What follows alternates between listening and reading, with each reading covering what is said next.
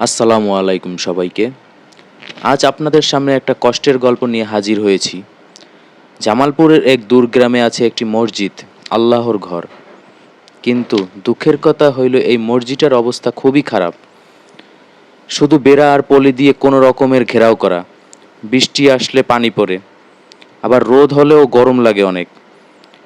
তবুও দেখেন গ্রামে মানুষজন এই কষ্টের মাঝেও 5 ওয়াক্ত নামাজ ছাড়ে না। ছোট ছোট বাচ্চা, বয়স্ক মানুষ সবাই এই ভাঙা জায়গাতেই আল্লাহর ইবাদত করে। এই খবর যখন মানবতার সেবক আপনাদের ড্রিম বাইকারের কানে গেল, উনি আর বসে থাকতে পারে নাই। সাথে সাথেই ছুটে গেছেন সেই মসজিদটা দেখতে। সত্যিই অবস্থা খুবই খারাপ। আপনারাই দেখেন, ড্রিম বাইকার ভাবছেন এই আল্লাহর ঘরটা নতুন করে গড়ে তুলতে হবে। একটা সুন্দর নিরাপদ মসজিদ বানাতে হবে, যেখানে গ্রামের মানুষ শান্তিতে নামাজ পড়তে পারবে।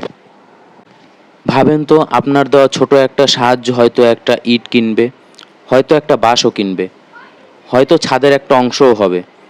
আর সেই মসজিদে যতদিন নামাজ পড়া হবে, যতদিন কোরআনের তিলাওয়াত হবে, যতদিন কেউ সিজদায় মাথা রাখবে, তার সওয়াবের ভাগ আপনার আমলনামায়ও যাবে ইনশাআল্লাহ।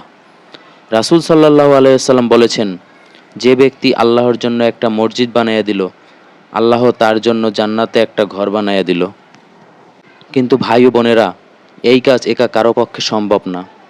আপনাদের সহযোগিতা ছাড়া এই স্বপ্ন পূরণ হবে না। আপনার ছোট সাহায্যও হতে পারে এই মসজিদের জন্য বড় একটা অবদান।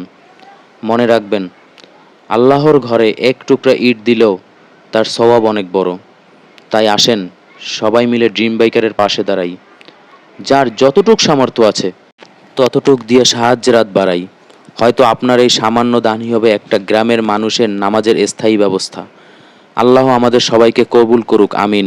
এই ভাঙাচোরা মসজিদের ভিডিও পাবেন আপনি ড্রিম বাইকার পেজে। মসজিদের পরবর্তী ভিডিও দেখতে চোখ রাখুন ড্রিম বাইকার পেজে।